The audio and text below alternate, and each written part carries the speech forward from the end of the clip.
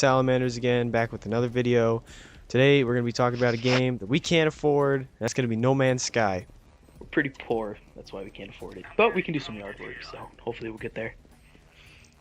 Yeah, so this game so far has been pretty insanely hyped for what kind of game it is. It's the definition of open world. You can pretty much do whatever the heck you want, and it's a space-based game. So like planets and space and stuff, but it's not like our solar system.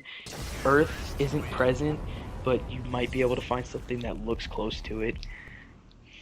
Because there's such a wide variety of generated planets. How the game works is everything in the whole game It's literally infinite. randomly generated and infinite. So considering the fact that it is randomly generated, that means that the game has infinite possibilities.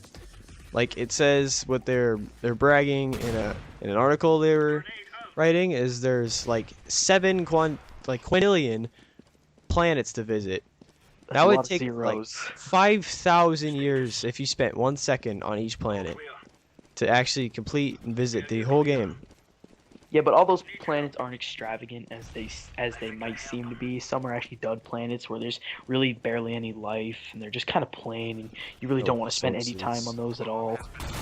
Yeah, but then there's going to be some of those other planets that you would like to spend a long time on to get as much resources and much currency as you want, because the game is mostly about buying new upgrades and scavenging materials to upgrade your ship and your suit and your weapons so that you can survive more and harsh and More challenging harder climates. Yeah, well, planets, but yeah.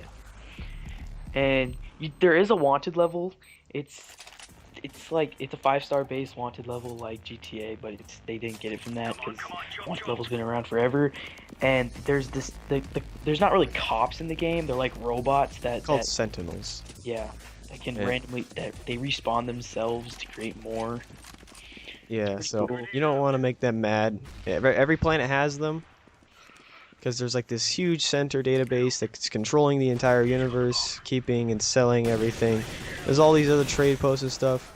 Oh, and also to mention, this game is online, completely online, but everybody is playing entirely in the same universe at the same time. But since, like, considering how big the world is, it's less than a 1% chance that you'll actually run into a human player. Yeah, so don't really expect to play with your friends.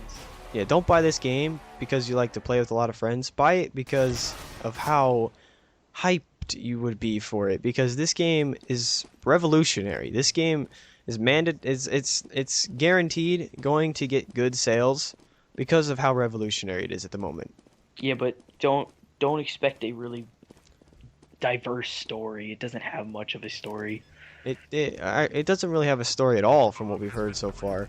You kind of just enter a planet and you just explore it, do what you want, start mining resources, upgrade stuff, just like we mentioned, and go to different planets. And there's like trading posts that you can stop along the way, and it's very immersive. Like it's first person, so you can just see yourself flying the ships and stuff and going into space. It's a really cool game. It also has very good graphics and no load screens at all. So that means you can take your ship, fly it out of the planet, out of the atmosphere, and end up in space without loading at all. You can see a distant planet, fly straight to it, land on it without loading whatsoever because of how these people made it.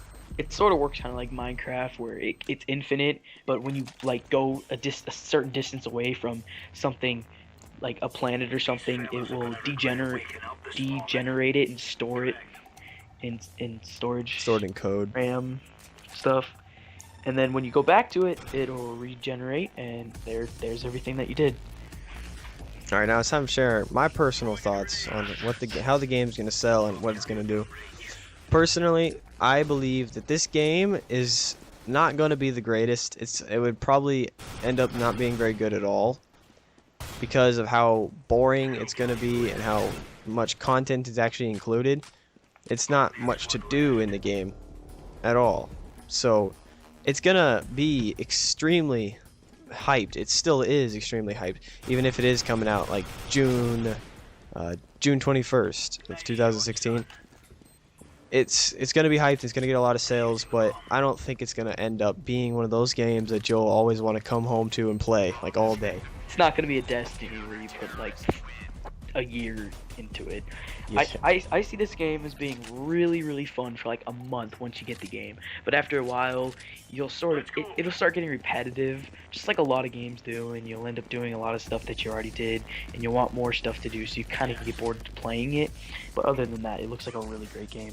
It's not gonna be any AAA game, which people also are complaining about the price. It is priced as a AAA game would be priced, which is $60. Which is a lot of money for, first off, an indie company to demand for their first game that's being released, which is Happy Soft, I think. Hello Games, that's what it is. Fail. Hello Games, that's their first game being released, and they're already demanding $60 for this game. They actually have to have something to back that up, because $60 for a game that's gonna get boring really quickly. I wouldn't buy it. I'd say if it was like 40, it'd be a decent price. But Yeah, I mean, yeah. $60, it is an indie game, but I see it as being a good game. So I mean, $60 isn't that bad of a price. So for the final conclusion, it's gonna be a very revolutionary game. It's going to change the way open world is made nowadays, but it's gonna get boring really quickly and probably isn't worth the price tag. Well, I mean, the way that the world kind of like makes itself infinitely is sort of, it's not that new. It's not very new because Like Minecraft I did said, it. Minecraft does that, but it's still really cool how you can go to space, and also we forgot to mention that when you discover things on different planets, you can actually name that thing, and then it's named for good. Like when other people go to that planet, the animal or species or just anything that you really discovered is gonna actually be that name, and it'll come up as that. So you can name it whatever you want. You can name it Dick Butt, whatever you want. But I mean, I don't really know yet, but I'm pretty sure that finding a species that hasn't been named yet might be hard, but who knows? I mean, there's a lot of planets, so you probably will get to No, name there's new species on every planet. That's pretty cool. And don't expect any NPCs because there are none. No, there's been a few that have been told and announced, but they might just be hoaxed. Because Yeah. they said there's like these weird astronomer people that you can get quests from, which I don't think that's true. But Yeah. well, thank you for watching. This has been, the Sweaty Salamanders. That's our name down below. Pretty obvious. And thank you, and goodbye.